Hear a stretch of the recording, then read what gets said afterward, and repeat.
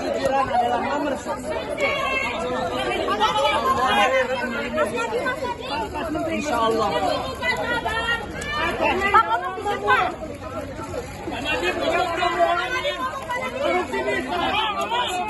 Bela sungkawa saya kepada Afan dan ojol-ojol.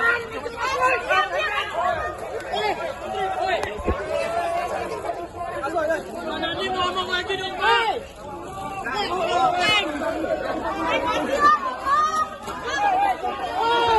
Pas.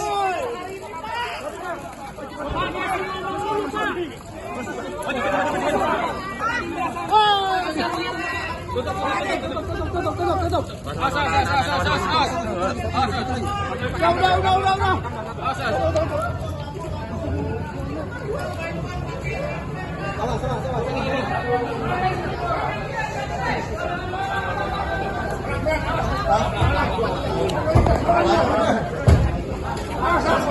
Udah.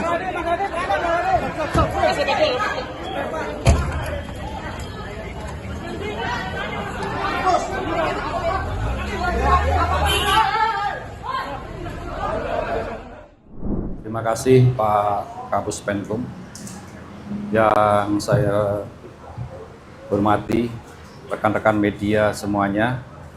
Assalamualaikum warahmatullahi wabarakatuh. Salam, Om Swastiastu, Namo Buddhaya, salam kebajikan.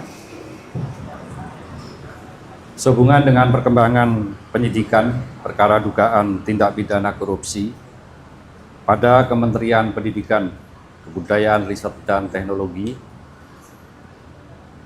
dalam program digitalisasi pendidikan tahun 2019 sampai dengan tahun 2022, dapat kami sampaikan bahwa berdasarkan hasil pemeriksaan dan alat bukti, yaitu berupa keterangan saksi, ahli, petunjuk, dan surat, serta barang bukti yang telah diterima atau diperoleh tim penyidik pada Jampisus, pada hari ini kembali menetapkan satu orang tersangka dengan inisial NAM selaku Menteri Pendidikan, Kebudayaan, Riset, dan Teknologi Republik Indonesia periode tahun 2019-2024. Perbuatan yang dilakukan oleh tersangka NAM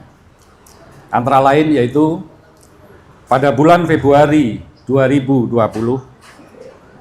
NAM yang saat itu menjabat sebagai Menteri Pendidikan dan Kebudayaan, Riset, dan Teknologi melakukan pertemuan dengan pihak dari Google Indonesia dalam rangka membicarakan mengenai produk dari Google, yaitu dalam program Google for Education dengan menggunakan Chromebook yang bisa digunakan oleh kementerian, terutama kepada peserta didik.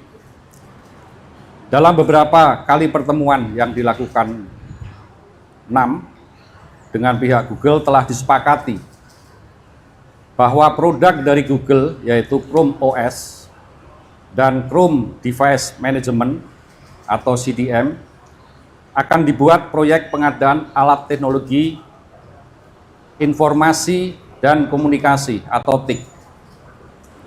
Dalam mewujudkan kesepakatan antara NAM dengan pihak Google Indonesia, selanjutnya pada tanggal 6 Mei 2020, NAM mengundang jajarannya, diantaranya yaitu H selaku Dirjen PAUD Dikdasmen, T selaku Kepala Badan Litbang Kemendikbudristek, JT dan FH selaku staf khusus menteri telah melakukan rapat tertutup, yaitu melalui via Zoom meeting, dan mewajibkan para peserta dalam menggunakan handset.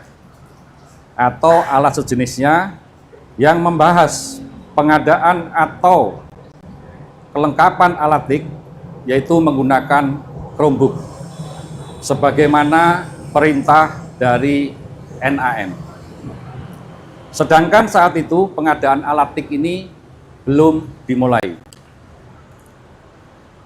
Untuk meloloskan Chromebook produk Google, Kemendikbud sekitar awal tahun 2020, NAM selaku menteri menjawab surat Google untuk ikut partisipasi dalam pengadaan alat TIK di Kemendikbud.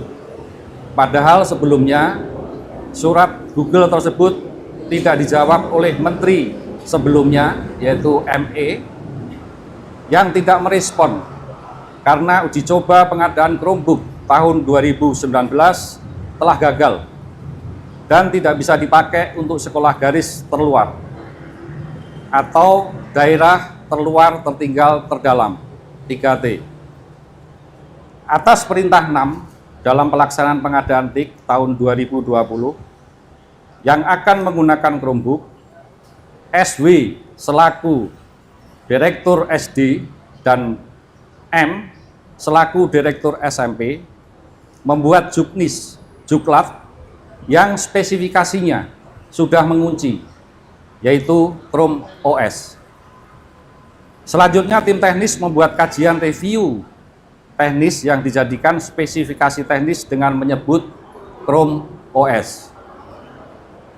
6 pada bulan Februari 2021 telah menerbitkan Permendikbud nomor 5 tahun 2021 tentang petunjuk operasional dana alokasi khusus fisik reguler bidang pendidikan tahun anggaran 2021 yang dalam lampirannya sudah mengunci spesifikasi Chrome OS. Ketentuan yang dilanggar: 1. Peraturan Presiden nomor 123 tahun 2020 tentang petunjuk teknis dana alokasi khusus fisik tahun anggaran 2021. Kedua, Peraturan Presiden nomor 16 tahun 2018 sebagaimana telah diubah dengan Peraturan Presiden nomor 12 tahun 2021 tentang pengadaan barang jasa pemerintah. Ketiga, Peraturan LKPP nomor 7 tahun 2018 sebagaimana telah diubah dengan Peraturan LKPP nomor 11 tahun 2021 tentang pedoman perencanaan pengadaan barang jasa pemerintah. Kerugian keuangan negara yang timbul dari kegiatan pengadaan TIK diperkirakan senilai kurang lebih 1.980 miliar yang saat ini masih dalam penghitungan kerugian keuangan negara oleh BPKP.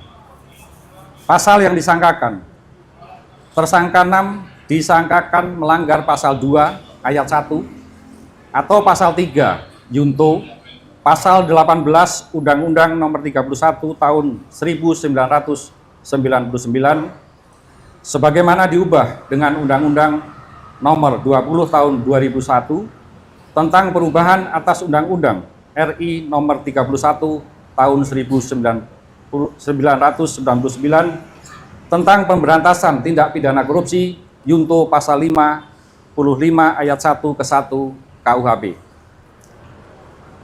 Untuk kepentingan penyidikan, tersangka NAM akan dilakukan penahanan di rutan selama 20 hari ke depan sejak hari ini tanggal 4 September 2025 bertempat di Rutan Salimba Cabang Kejaksaan Negeri Jakarta Selatan. Demikian yang dapat kami sampaikan. Saya akhiri, wassalamualaikum warahmatullahi wabarakatuh. Salam, Om Santi Santi Santi Om. Demikian rekan-rekan, saya rasa sudah cukup lugas dan komprehensif apa yang disampaikan oleh Pak Dirdik ya. Kami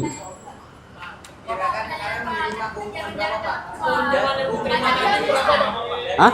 Total keuntungan yang diterima sama kami. Dalam pendalaman. Itu nanti. Oh. Saya bilang, gitu ya. Kami.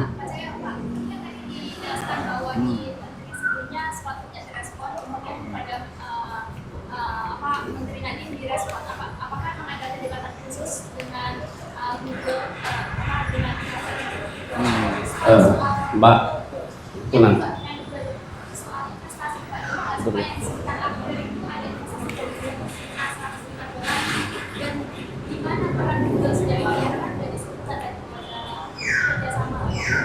Jadi rekan-rekan media dari pertanyaan dari Tempo maupun dari media yang lainnya tadi, saya sampaikan itu salah satu yang nantinya masih akan kita dalami. Ya. Tentunya hal-hal terkait dengan penyidikan ini belum dapat kami sampaikan secara utuh karena masih dalam kerangka untuk keperluan penyidikan. Sekian, terima kasih. Demikian ya. Makasih ya.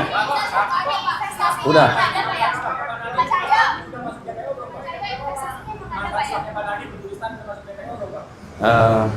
Nanti dulu ya. Kita kan fokus ke ini aja dulu. Ya. Sudah. Pak Dirdik masih ada kegiatan lagi ya. Makasih ya. Oke. Tadi keuntungan yang didapat tadi berapa Pak Dir?